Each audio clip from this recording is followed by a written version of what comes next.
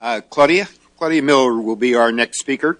Claudia from University of Texas Health Sciences Center at San Antonio.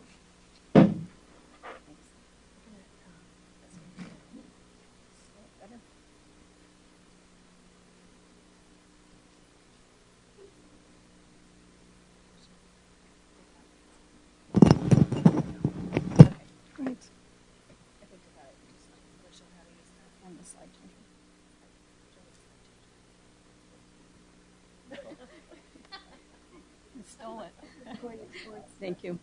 Okay, great. Thank you. All right. So I just took my slide changer, and the handouts that I had ready for everyone to hand out are floating around the back trunk of a taxi somewhere in Washington, D.C. But there is a website where we can give you information about how to get the same information. Anyway, I'm delighted to be here. I'm looking forward to a very interesting discussion. This morning, I'm going to offer 2 research tools. And they're specifically things I've been asked to address. And 1 second here. There we go. So we're talking about individual susceptibility. And our work has been based on patients who said they were very chemically intolerant or very chemically susceptible. And the question is, what can we learn by studying these patients about overall risk? And there are 2 research tools that we've developed. One is called the Quick Environmental Exposure and Sensitivity Inventory, which is basically a screening tool to identify subjects for further research. And the second is an environmental medical unit or environmental control unit. So 20 years ago, we were with actually the National Research Council, and my co-author, Dr. Ashford, whom you'll be hearing from later, and I were in that meeting talking about this very same topic, susceptibility to low-level exposures. And it was actually a meeting of a lot of different kinds of people. There were immunologists, toxicologists, clinicians, epidemiologists, and others who are interested in this question because this is a fairly large part of the population, about 10 or 15% that reports chemical intolerances, and perhaps 5% that report very severe ones that actually dramatically affect their life. So 20 years ago, these participants came to some consensus recommendations. Certainly a case definition was needed because there was no case definition. Animal models, like most areas, were considered needed, very needed. Epi studies, and then this whole idea of an environmental control unit was one of the principal recommendations. And so what was concluded is that environmental control unit, which I'll be referring to as an environmental medical unit, is a clinical research tool unit in which subjects are housed for the control of exposures to foods and chemicals, low levels of chemicals. And the uses of units would be to control exposures and to challenge subjects in a well-defined environment. Studies suggest, as I said, about 10 or 15% of people experience adverse reactions, just as reports of adverse reactions to drugs have increased over the past few decades. The increased, and that's with our increased use of pharmaceuticals, we also see the phenomenon of chemical intolerance increasing as more and more people are exposed to xenobiotics in our environment. So here we see that synthetic organic chemical production has increased dramatically since World War II. So if you go back to World War II, no, that's not going to work. Too many buttons. If you go back to World War II here, and then look forward, there's this exponential rise in the production and use of synthetic organic chemicals. Of course, these things find their way into our environments and into our household environments, in fact. And the same can be said for pesticide production. I think the lapel might be this mic or too close to you. So how about we take this one off? I'll just use that one. No. Stay put. All right. So pesticide production, just like synthetic organic chemical production, increased exponentially following World War II. So again, you can see starting here and moving forward. And of course, the types of pesticides shifted over time from chlorinated compounds to organophosphates and pyrethroids and still different things now. But the totals are what's important here. And by the way, these slides could not be updated because the categorization of these synthetic organic chemicals and also pesticides has changed so much that there is no summary data like this currently available. People often think of chemicals in our environment as principally from the outdoors, but in fact, much of it comes from indoors. So we spend 90% of our day indoors, at least most of us do, and the exposures to indoor air pollutants include things like cleaning chemicals, of course, various pesticides, fragrances, outgassing from new furnishings. So these have now become the most significant exposures that we have. In fact, it's led the EPA to put indoor air pollution as one of its top priorities for public health.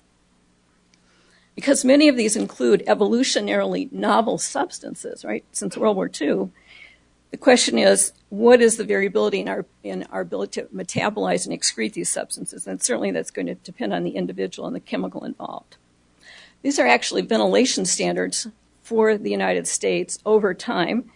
And again, going back in history here, you see that at the turn of the century, the requirements were 30 cubic feet of air per minute per person for everyone in a room like the one we're in. It's a lot of fresh air. And the reason for that in those days was that people didn't take a lot of baths. So it was very unpleasant to be in a room like this for an extended period of time, without any fresh air coming in. So they required a great deal of fresh air. Then came indoor plumbing back here, and they were able to reduce the requirements, these ASHRAE requirements, down to 10 cubic feet per minute per person.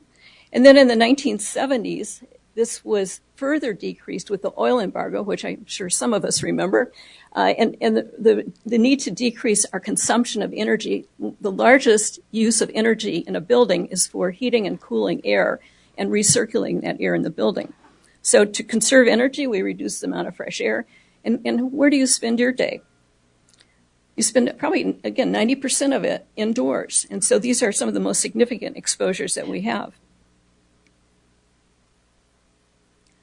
So not only is there the preponderance of time we spend indoors, increased chemical exposures indoors, and decreased fresh air coming in, but we also have evolutionarily novel xenobiotics. So this is important because this is a substantial part of our exposure to low levels of chemicals. This is a representative air sample taken from a complaint building. People were saying they were sick.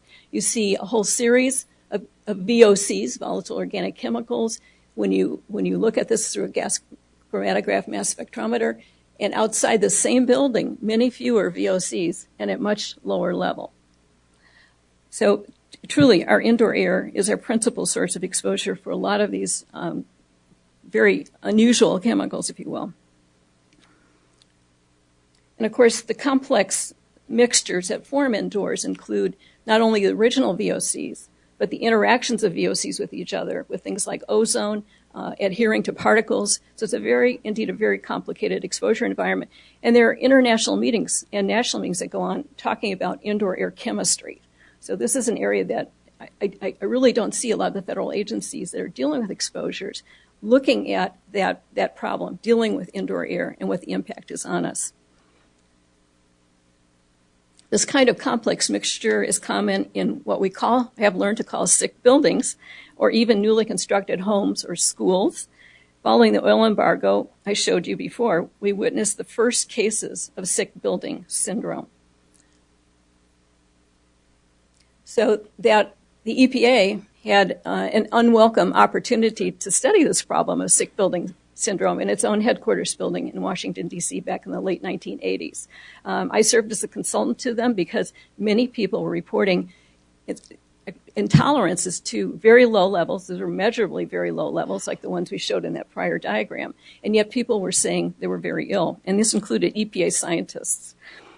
So I think this was the first time that we really paid attention to indoor air and the exposures that were occurring thanks to these EPA workers. By the way, they had installed 27,000 square yards of new carpet in a building, much of it glued down. It was in areas where there was variable amounts of fresh air being introduced. And so many people became ill. In fact, hundreds of agency scientists and others became ill and reported symptoms that are consistent with sick building syndrome, headaches, fatigue, problems concentrating. But only a subset of individuals reported protracted illness and very severe symptoms. And unfortunately, some of these same EPA workers remain ill today and are still saying they are chemically intolerant. So this is not a problem that goes away. We're talking 20, 30 years out. It's still a problem for these individuals. This subgroup reports multi-system symptoms and new onset intolerances to everyday exposures, including chemicals, clearly, foods, medications, alcoholic beverages, caffeine, and so on, things that they said never bothered them before their exposure in this building and which don't bother most people. So the EPA building drew national attention and our attention to the fact that there were other groups of people who were sharing similar experiences following a wide variety of exposures. So the groups that we looked at, and this was actually in the New Jersey report, we reported on these different demographic groups, which included industrial workers, sick building occupants, communities that were exposed to various kinds of chemicals, and individuals exposed to products in their own homes. And what was striking is that this wide variety of exposures led to individuals who said they were chemically intolerant and reporting much the same kinds of multi-system symptoms and intolerances for things that had never bothered them before. Years later, while I was serving as a consultant to the VA on the Gulf War veterans, I saw the same pattern of illness among veterans who had returned from the first Gulf War. So in succeeding years, Dr. Ashford and I documented this pattern in different demographic groups in more than a dozen countries. These are countries where people don't know each other, they don't speak the same language, they're not exposed to the same media. But what they did share in common was a well-documented exposure event. So these are some of the exposures that we were seeing. A well-documented exposure event, subsequent adverse and amplified responses to previously tolerated and structurally diverse exposures. So chemically unrelated substances, including common chemicals like those in indoor air, foods, medications, alcoholic beverages, and caffeine. Clearly, this doesn't fit our usual paradigms in allergy or toxicologist. And I'm an allergist, by the way, trained in that, and I was an industrial hygienist before I went to medical school. So, we're looking at this like, what could this be? So we thought, could we be dealing with what Kuhn would have called a new paradigm, or in this case, a new theory of disease? So here's how we conceptualized it. I know physicists say if you can express an idea in a cartoon, that's probably the best way to communicate. So we made this cartoon, if you will, of actually an iceberg, and here an initial exposure event, whether it's actually common chemicals in a sick building, whether it's exposure to cleaning agents, a workplace exposure, or exposure to pesticides. In susceptible individuals, subset of these people develop what we call loss of tolerance, loss of specific tolerance, and thereafter these individuals respond to extremely low level exposures that they never had problems with before, in which most people are not bothered by. And so the first step we call loss of tolerance or initiation. The second step, which occurs after repeated exposures that are triggering symptoms, simply is called triggering. And then symptoms occur. And physicians come along, and this was done before the first Titanic movie, but they come along and they see these symptoms, whether it's headaches, fatigue, difficulty concentrating, or even asthma. And they make a diagnosis based upon the symptoms. But what's important is in medicine, those are not etiologic diagnoses. Those don't tell you why the person's sick. They're just characterizing the condition. So the etiology, if indeed this is what's going on, would be this what we call toxicant-induced loss of tolerance. So in this initial exposure event coupled with these triggering exposures. Masking, which is the waterline here, is what keeps individuals and physicians from recognizing the connection between a patient's symptoms and things that are triggering their symptoms. And in essence, it amounts to the fact that they have report so many intolerances now, chemicals, foods, drugs, everyday exposures, that are triggering symptoms. The symptoms overlap in time, and they can no longer discern which exposure causes which symptoms.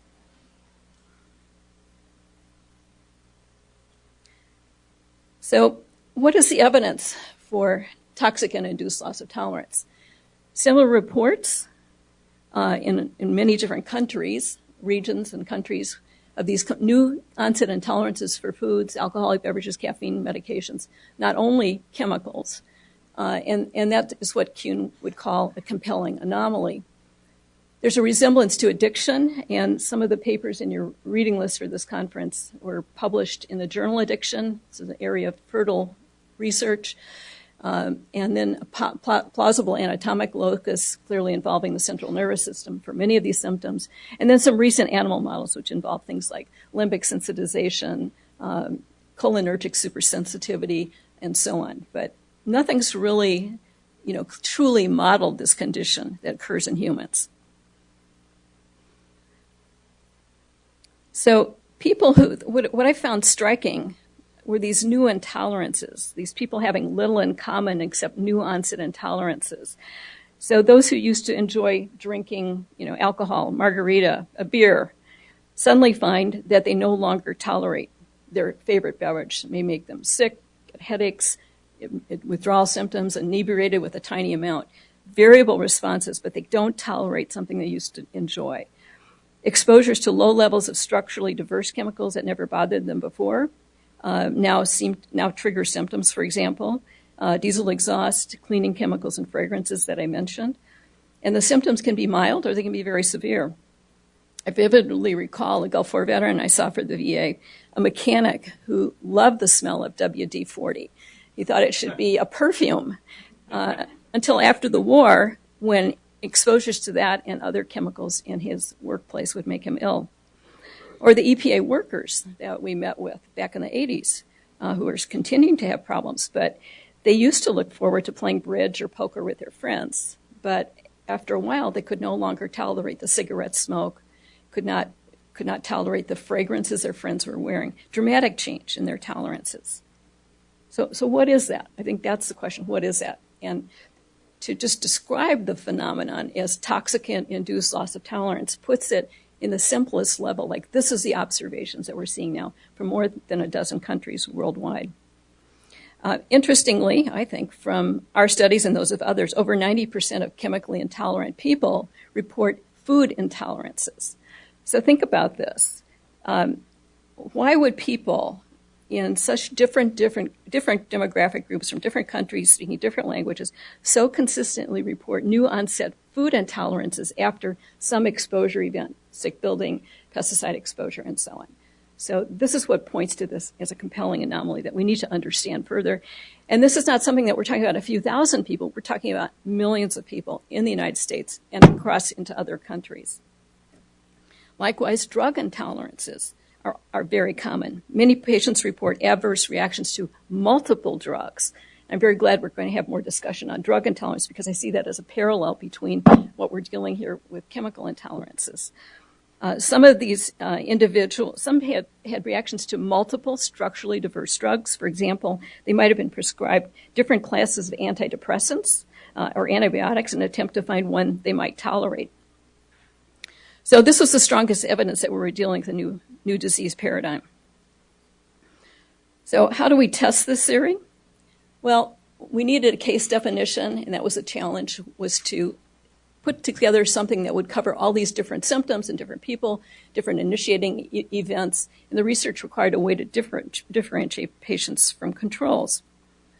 And to get there, we looked at several different exposure groups and categorized their symptoms. There's a lengthy discussion on this on the paper, but categorized their exposures, their intolerances, and looked at the impact on their lives. And using factor analysis, we identified the most common responses among all these affected groups. And then compared those to unaffected individuals. And the result of this is an instrument, a questionnaire called the Quick Environmental Exposure and Sensitivity Inventory, or QEESI. And this is what I would hand out to you if it weren't in a cab somewhere in Washington, D.C. The QEESI can be self-administered. There are 5 sections with a total of 50 questions, which takes only 12 to 15 minutes to use. and it's used clinically in many locations, in many countries, has high sensitivity and specificity for chemical intolerance. And everyone, they rate their symptoms on a 0 to 10 scale for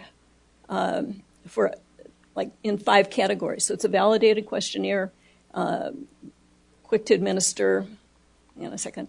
And some of the scales are the 5 scales: symptom scale, and then there's a symptom star, which allows you to plot out the symptoms in these 10 different areas over time. So prior to, let's say, an exposure event, a person might have had some intolerances, but after they moved into a sick office building, this is actually a federal office worker, not the EPA, they developed these much more severe problems with headaches, cognitive difficulties, mood, neuromuscular problems, musculoskeletal problems, skin-related conditions, genitourinary, GI, heart-related conditions, and then airway, mucous membrane complaints. So this allows you to look at people before and after some exposure event or follow them over time clinically. It's been very useful clinically. This has been adopted now by a number of researchers in different countries worldwide, so they can study this problem in the absence of a case definition, because this does describe what we're seeing.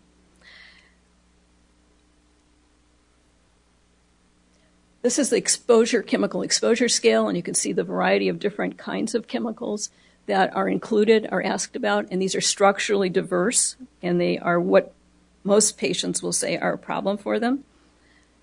And then there's the other exposure scale, which includes other kinds of chemical and food exposures, common exposures. I thought it was interesting how commonly, this is probably one of the most common complaints, adverse reactions to drugs or medications. So that actually raises an interesting question. If we know that people with chemical intolerances report more troubles with drugs and medications, but we don't know whether the reverse is true. Do people who have drug intolerances also have more difficulty with low-level, everyday chemical exposures?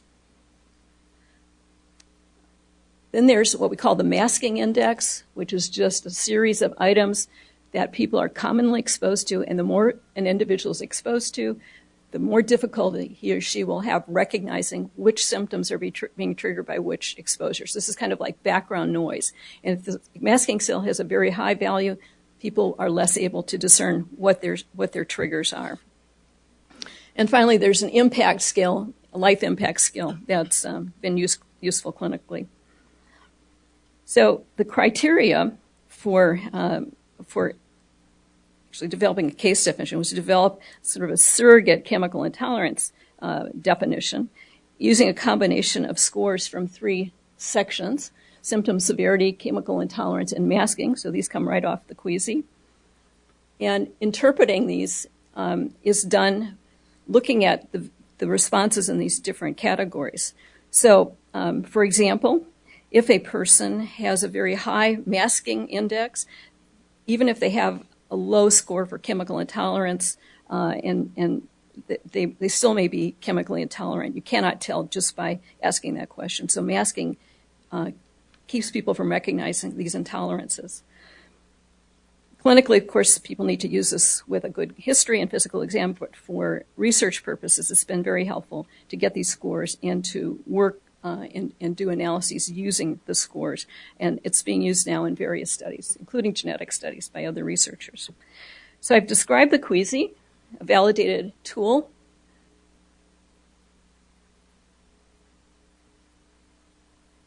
No. So I'm hitting the right thing here. It's not advancing. I can try a little better. You're right. Probably ran out of batteries. Can I advance it from here? Okay, so they're going to advance it.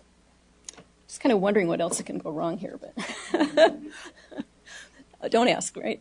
So what other tool were we going to talk about? And that is an environmental medical unit, which was a principal recommendation from the NAS meeting 20 years ago. And that's a clinical facility that helps put a patient at a clean baseline, eliminating background exposure noises so that the responses to low-level exposures can be assessed. So you can do blinded exposure challenges. There are opportunities for omic studies, pre and post challenge or pre and post entry into the environmental unit. And at the same time, monitor pulmonary functions, do brain imaging, do a variety of objective measures to document responses while observing the patient for changes in symptoms. Okay, change it, good. So this is a conceptual drawing of the environmental unit, and essentially it's made out of non-outgassing materials, things like porcelain on steel walls, granite floors, with optimal ventilation. So, for example, particulate and HEPA filtration. Foods and water obviously have to be very carefully selected. In some cases, actually fasting may be an efficient approach to getting someone to a clean baseline. Can you, next? So what happens in an environmental unit? Well, initially the patient comes in. Let's see if this would work. Yeah, this part works. And overlapping responses, if you will, to multiple exposures, foods, drugs, chemicals, whatever they've been exposed to recently, they enter the environmental medical unit.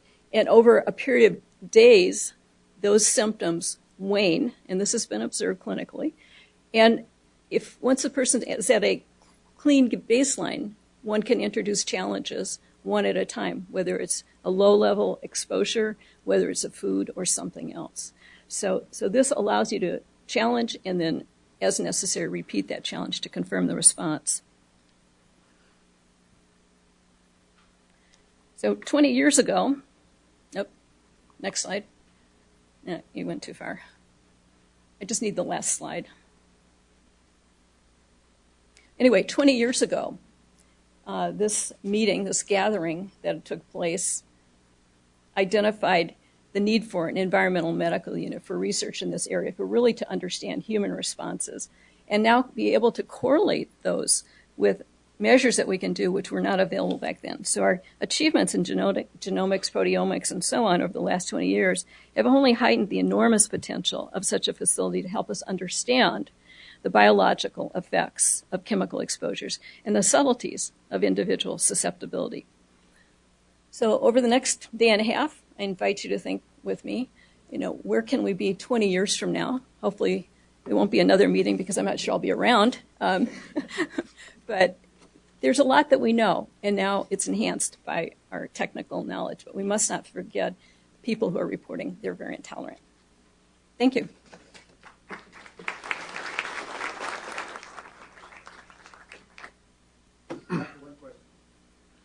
Kurt Kroenke of the Reagan Street Foundation, formerly of USIS, has a questionnaire, the PSQ-15, where he is diagnosing psychiatric somatoform disorder. Mm-hmm. Can you contrast your queasy to his PSQ-15 and where you're going and he's going and so forth? Mm-hmm.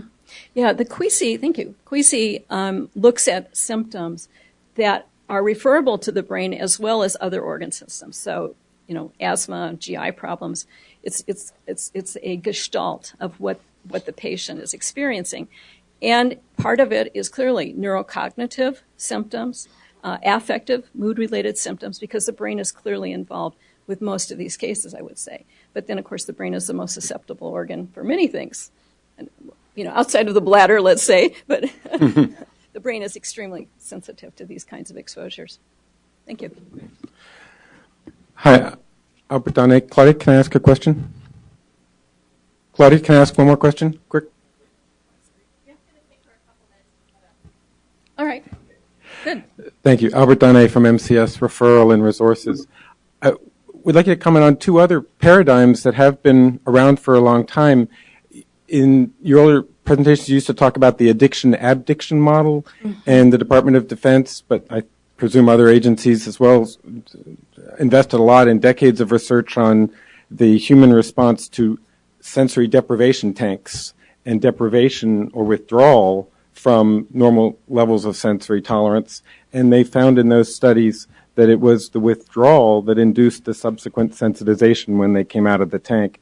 And the other analogy is in pediatric autism spectrum disorders. It's commonly recognized that the children are not just sensitive to chemicals and foods, but across the sensory spectrum. They call it sensory integration disorder or sensory processing disorder. And in your long form EASY, you found that. I chided you about this years ago, that you took out the questions that found the sensitivity to light and sound and touch. And I'm wondering if you've rethought what that relationship might be. Well, I see. Thank you. Is it on? Okay. I see the symptoms as being important, but that it's the intolerances that we're focused on. And just like someone may have an adverse reaction to alcohol, and they're going to have, less tolerance for things like light and sound. The Gulf War veterans, for example, they want to keep the lights down in their room, but loud noises bother them. So there is a sensory aspect to this. It's not one of the not one of the scales that we use. We had to be very selective about it.